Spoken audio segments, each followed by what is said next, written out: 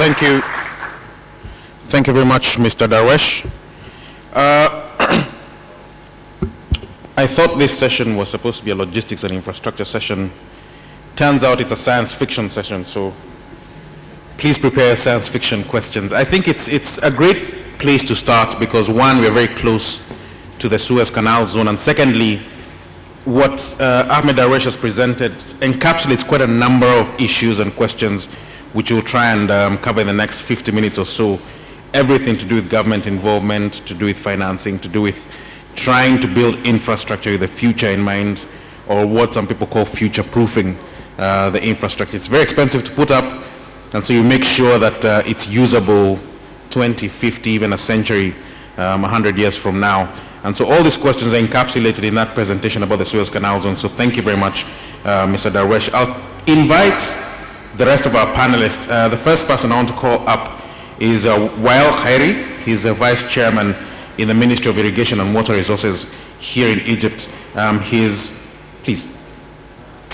sitting in for the minister, His Excellency Hossam Megazi. So we'll take advantage of his presence here. Diane De Vries, I'm not sure whether Diane has come in. Okay. We have Abubakar Omar Hadi, who's the chairman of Djibouti Ports and Free Zones Authority in Djibouti. That's just down the road. And we also have Nasid Anvaripur from Abraj. She's Abraj Global Partner in the United Arab Emirates. Welcome, Nasid. And we have me, who will try and make sense of all of this.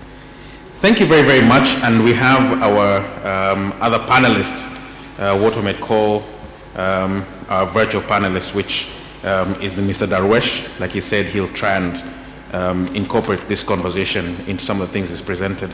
But going straight into it, in terms of some of the things we've heard, Mr. Khairi, or Dr. Khairi, sorry, you sit in the Ministry of Irrigation and Water Resources here in Egypt, and one of the things that has been in the news, one of the things that has been a great part of debate is about what's happening with the Nile. The Nile is very, very important. In fact, it's crucial to Egypt and its survival.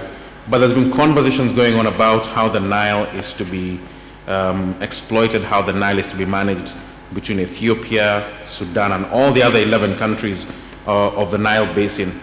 How is that conversation going? Are we to look forward to much better management of this great, great water resource? Thank you very much. It's my pleasure. In fact, I would like to just mention the apology of His Excellency Dr. Hossam Megazi, who had to travel last night to Kenya for another regional Nile Basin meeting, and he asked me to be on his behalf. It is my pleasure to be among this eminent group. Thank you very much for the question. Actually, water resources is a crucial for life for everybody, and especially when there is a high population, then the water resources become a very crucial and sensitive issue. In the Nile Basin, as you're all aware, the population is very high. We have population rate 2%, 3%, 3.5% in some of the Nile Basin countries. And the future has a lot of developmental plans for these Nile Basin countries to be developed. So the competition and competitiveness on natural resources, and one of the most important one is water, is very high in the Nile Basin. However, because of the wisdom of the leaders since 1999 and maybe before that, they started to realize some initiatives in order to build development on win-win and no-harm principles.